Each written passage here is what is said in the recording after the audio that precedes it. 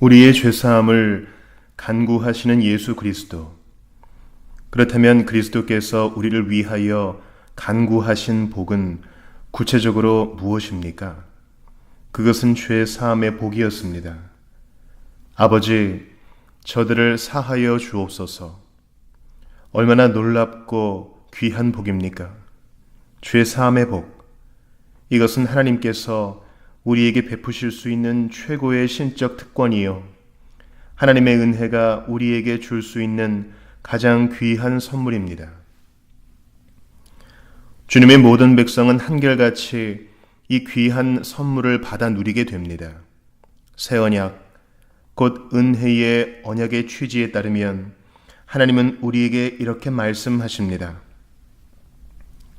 그러나 그날 후에 내가 이스라엘 집과 맺을 언약은 이러하니 곧 내가 나의 법을 그들의 속에 두며 그들의 마음에 기록하여 나는 그들의 하나님이 되고 그들은 내 백성이 될 것이라.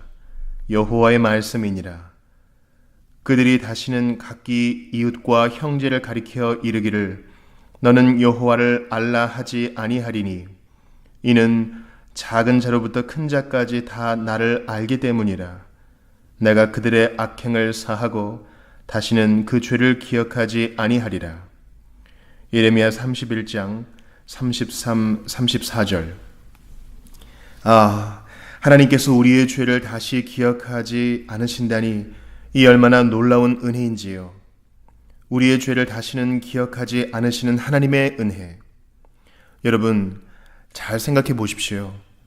하나님께서 정말로 자기 백성의 죄를 완벽하게 용서하시고 완전하게 사하시고 도말해 주셔서 하나님의 그 영원한 지혜로도 다시 기억할 수 없도록 만들어 주신다는 말씀입니까?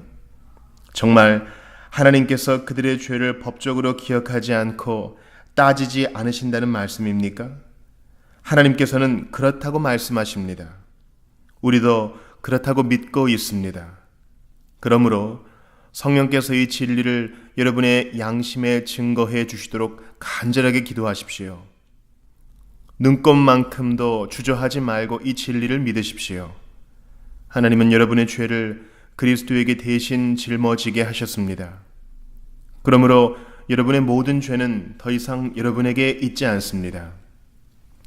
여러분의 모든 죄는 그리스도에게 전가되었고 그리스도께서 십자가에서 죽으실 때 친히 여러분의 죄에 대한 모든 형벌과 저주를 다 받으셨습니다. 그러므로 성경은 다음과 같이 질문합니다. 누가 능히 하나님께서 택하신 자들을 고발하리요? 로마서 8장 33절. 죄는 우리를 송사할 수 없습니다. 왜냐하면 그리스도로 인하여 하나님께서 우리의 모든 죄를 용서해 주셨기 때문입니다. 그러므로 죄의 사함의 확신 가운데 살아가십시오.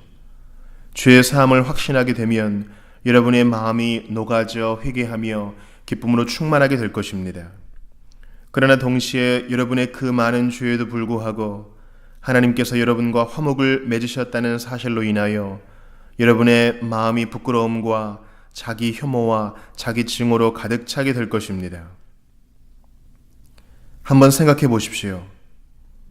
딱딱하게 굳은 죄인의 마음이 가장 깊이 감동을 받아 스르르 녹는 때는 언제입니까? 하나님의 무시무시한 거룩이라는 빛 아래 서 있을 때입니까? 아닙니다. 그렇지 않습니다. 우리의 죄가 깨끗하게 사해졌다는 복음을 들을 때입니다. 완악한 죄인도 그 소식을 들을 때는 눈물을 흘리지 않을 수 없습니다. 여러분도 복음을 듣고 감격하여 눈물을 흘릴 수 있기를 바랍니다. 죄 사함의 은혜로 회복하십시오. 그리하면 하나님과 동행하는 삶이 부드러워질 것입니다. 그렇다면 그리스도는 잔악한 죄인들을 위한 죄 사함의 은혜를 누구에게 간구했습니까? 죄를 용서해 주시는 하나님께 간구했습니다. 언제든지 죄를 용서해 줄 만반의 준비가 되어 있다고 스스로 선포하신 하나님, 죄를 사해 줄 수 있는 분으로서 자기 자신을 계시하신 하나님께 간구했습니다. 영원 전부터 신성과 인성을 함께 소유한 구주 예수 그리스도를 통하여 자신의 사랑을 한없이 흘려보낼 계획을 친히 준비하신 하나님께 간구했습니다.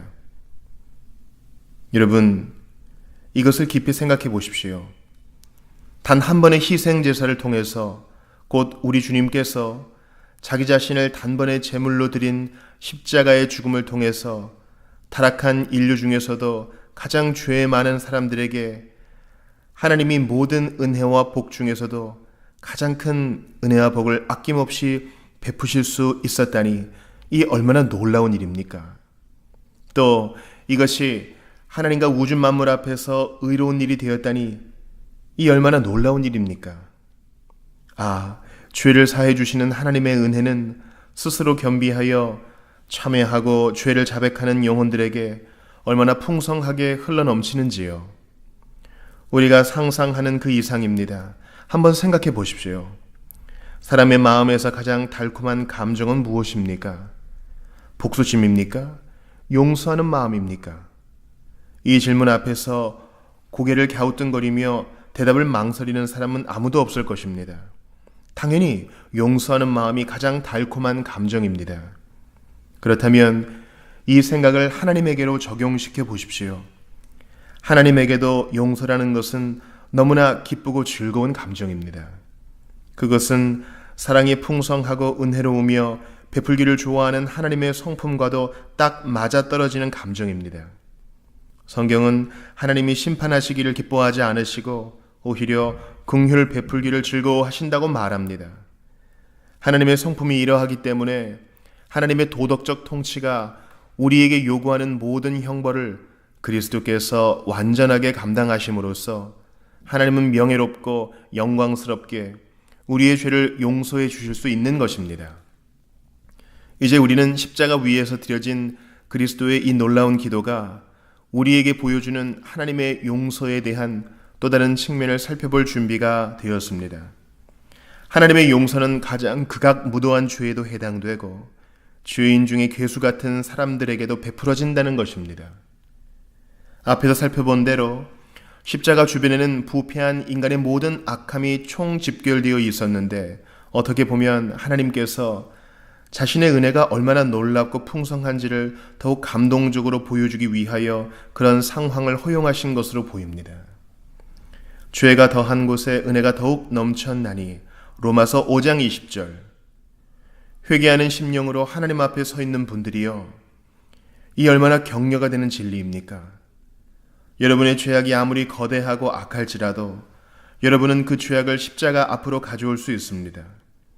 십자가 아래 그 죄악의 짐을 내려놓을 수 있습니다. 십자가에 못 박혀 죽으신 예수 그리스도를 믿음으로 바라볼 수 있습니다.